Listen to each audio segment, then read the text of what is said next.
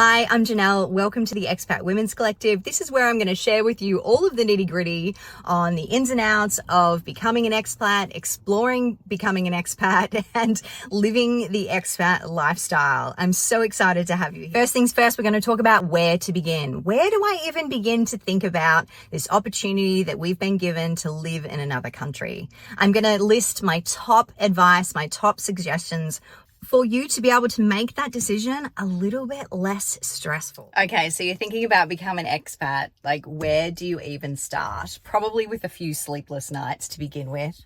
It is such a big decision that I know that we all don't take lightly. And there's a few things that I think that I can help you with from my own experience to be able to help you to make that decision a little bit easier. And number one, you want to be doing your research. Using the same skills that you use when you're researching something on social media, you want to do a deep dive into the opportunity that you've been given, into the country, number one, into the city, into the town.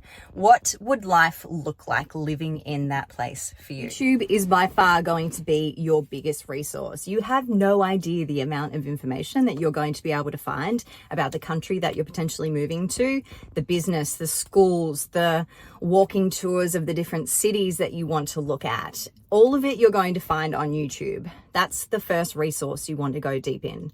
The second resource that you want to go deep in when you're exploring becoming an expat is blogs that other expats have already written. So begin to do things like Google, what is expat life like living in New York? What is expat life like living in Bangkok, living in Singapore?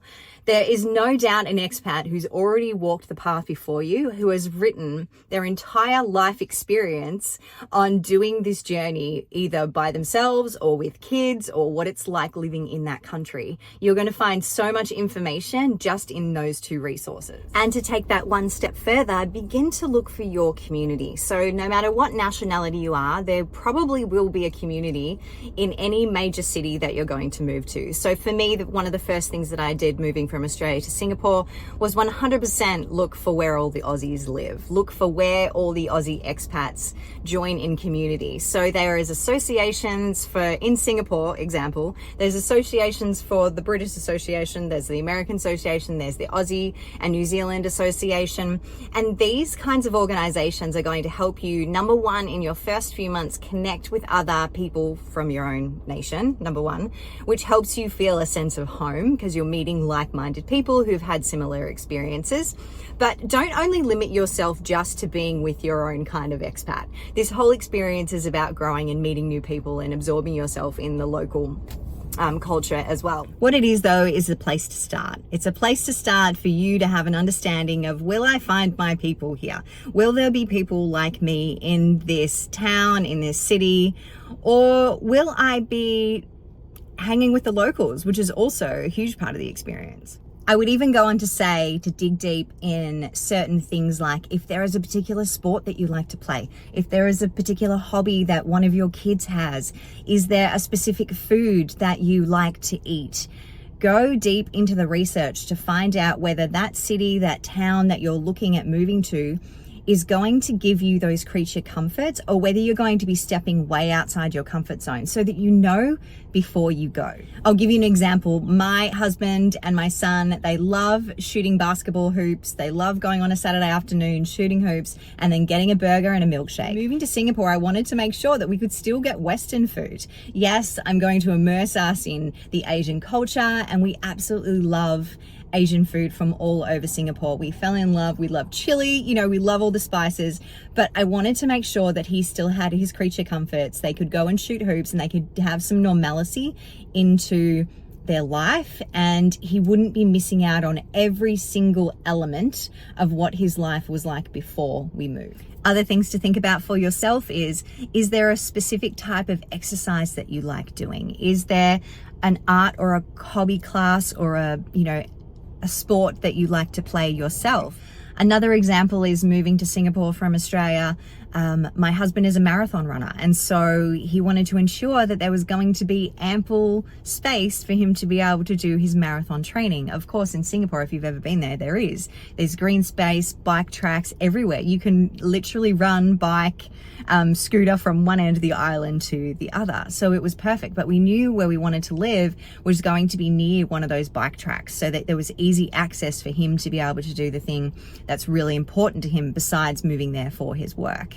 Now, it's probably not likely that you're going to be able to get all of the creature comforts for home when you're on this expat journey, but the best thing is that most countries ship all around the world, and you'll be able to courier or post and get care packages from home, which makes it feel like Christmas every time that you go to the post office and pick up a package of your favorite foods or, you know, special things from home. So it's not like you'll never have these things again if you don't find them, but it's just understanding, I think, and setting those expectations before you go of what it's going to be like. Research 100% before you leave, before you start this journey, is going to help you to make that decision. I just thought of another one. This is a good one. If you have kids, to help bring them along on the journey, YouTube is going to be a godsend. We know kids already love YouTube as it is. So I would highly recommend researching all of the fun things to do with kids of the place that you're thinking of moving to as an expat, and literally list them. So top 10 things to do with kids of such and such age, list them and then show them those videos on repeat.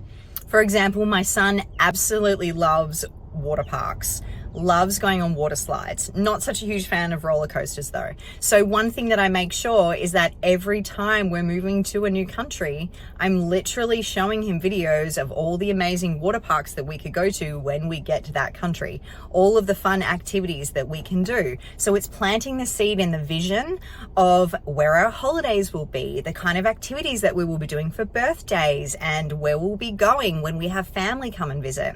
And that plants a good seed, a positive seed in their mind of what is possible. Oh my gosh, how could I forget? One of the major research, one of the main things you want to research is Facebook groups. Even if you don't use Facebook anymore, like a lot of people don't, I'm definitely more of an Instagram person, but Facebook groups are still a thing worldwide. And there are so many expats who are in Facebook groups, managing Facebook groups. I can tell you, before I moved to Singapore, I found out so much information about moving to Singapore, things to think about, things to pack, things to bring from home. All the things from joining Facebook groups and reading the threads and asking questions. This is where you can really get specific in terms of the things that you want to know about what it's like living there. Are there play groups for babies and mums groups? Are there sporting groups that you can join? You know, all those kinds of questions. What do I need to know? How do I deal with a landlord? What do I need to know about rent? What do I need to know about schools? You know, what are the top 5 schools in a specific area? You will find a Facebook group for that. Now, definitely in Singapore, definitely in Europe, definitely in a lot of the Asian countries, America being such a big place, I think the Facebook groups I found are a little bit different. They're not so specific. But Facebook groups is also an amazing place for you to be researching. The number one question I always ask is, will this move give us a similar lifestyle or better? And if it's similar, then we're on the fence. But if it's better, then it's a no-brainer. And if you have any questions, please pop them in the comments below. I would love to be able to help you and share more videos in specifically what you're looking to find on this journey.